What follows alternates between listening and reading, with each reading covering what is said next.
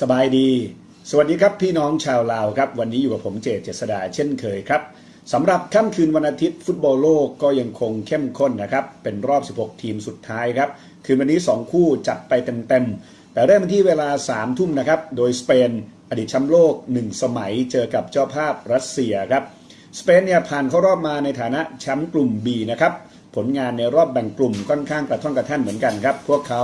ชนะ1เสมอ2นะครับเก็บมา5คะแนนครับแต่ว่าเกมสุดท้ายเนี่ยต้องตามตีเสมอโมร็อกโกแบบหืดจับนะครับไปตีเสมอได้ในช่วงทดเจ็บด้วยครับคืนวันนี้เนี่ยคาดว่าเฟอร์นันโดเอียโรจะส่งผู้เล่นที่ดีที่สุดลงสนามนะครับแนวรับก็นำโดยเคราดปีเก้และเซโยรามอสครับตรงกลางเนี่ยมีเซโยบุสเกตอันเดรียสอีเนสตาตัวรุกมีอิสโก้นะครับดาบิดซินบาครับและหน้าเป้าดิโอโกคอสตาจะลงล่าตาข่ายอย่างแน่นอนครับฝั่งของทีมเจ้าภาพรัสเซียครับก็จบด้วยการเป็นรองแชมป์กลุ่ม A ครับด้วยผลงานชนะ2แพ้1คืนวันนี้เนี่ยคาดว่า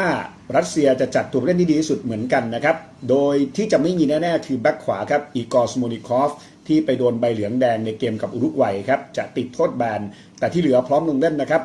สตาร์อย่างอเล็กซานเดอร์โกโลวินเดนิสเชลีเชฟนะครับข้างหน้าอย่างเต็มซูบาหรือฟิโอดอร์สโมลอฟก็ต้องแย่งกันลงนะครับ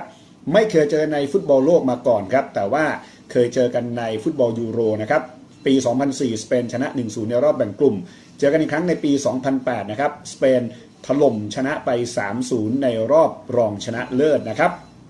มาถึงคืนวันนี้เนี่ย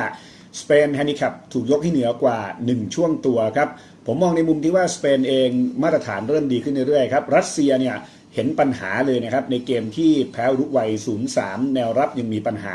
ดังนั้นดูแล้วผมว่าต้านสเปนไม่อยู่ครับให้เชียร์ที่สเปนนะครับผมว่า1ประตูมีแน่ลุ้นประตูที่2ครับ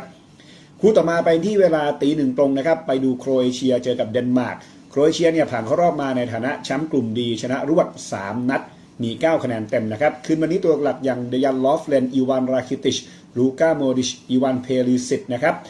อันเตเรบิดและหน้าเป้าอย่างมาริโอมานซูคริตพร้อมลงเล่นฝั่งของเดนมาร์กเนี่ยเข้ารอบมาในฐานะรองแชมป์กลุ่ม C ครับผลงานชนะ1เสมอ2ตัวหลักๆพวกอันเดรียสคริสเตนเซนนะครับคริสเตียนอีริกเซนปิโอเน่ซิโตยูซุปโพเซนและหน้าเป้าอย่างนิโคลายยอร์เกนเซนพร้อมลงเล่นนะครับเคยเจอมาในฟุตบอลหลักๆสำคัญในยูโร1996นะครับโครเอเชียถล่มไป 3-0 จากนั้นมาเจอกันในฟุตบอลโลกปี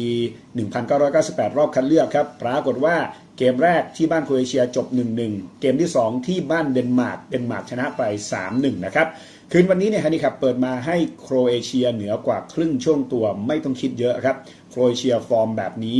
จัดไปเต็มๆครับผมว่าโครเอเชียดีพอที่จะเบียดชนะได้ครับสรุป2ทีมคืนวันนี้นะครับก็ชอบไปที่บอลเหนือกว่าหมดเลยนะครับสเปนและโครเอเชียครับและเช่นเคยครับต้องขอบคุณผู้สนับสนุนด้วยนะครับสำหรับ lao-sbobet.com เว็บไซต์เป็นทางการของ Sbobet เมืองลาวครับเว็บกีฬาออนไลน์ที่รับอนุญาตถูกต้องตามกฎหมายที่แรกและที่เดียวในเมืองลาวสมัครวันนี้รับฟรีเครดิตเพิ่มสูงสุด 380,000 กีบเพียงแจ้งรหัสโปรโมชั่น JD 888หรือว่าจะสมัครแอดไลน์ไปได้นะครับที่แอด